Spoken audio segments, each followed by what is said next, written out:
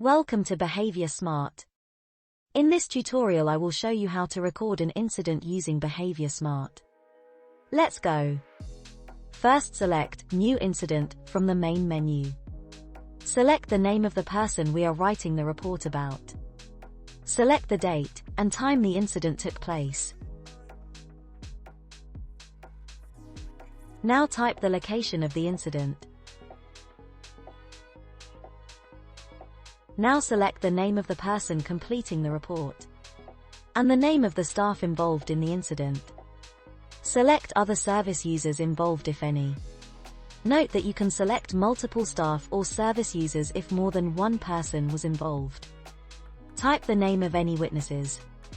Select the reason or reasons we intervened.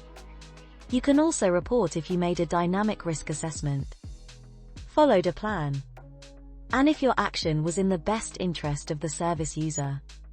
Now click Next page. Write a brief description of the incident. Did you see any low, medium, or high-level behaviors? How did you respond? Can you think of any alternative strategies that might be tried next time? All these fields will be added to the service user's smart plan.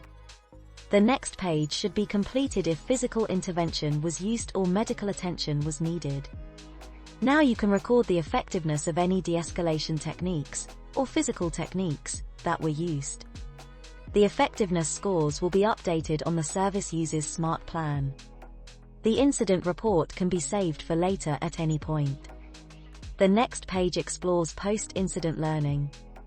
We record any recovery behaviors, the service user's views, feelings, and alternative strategies the service user could try the next time they feel that way. We also record likely triggers and reasonable adjustments that could be made in the future.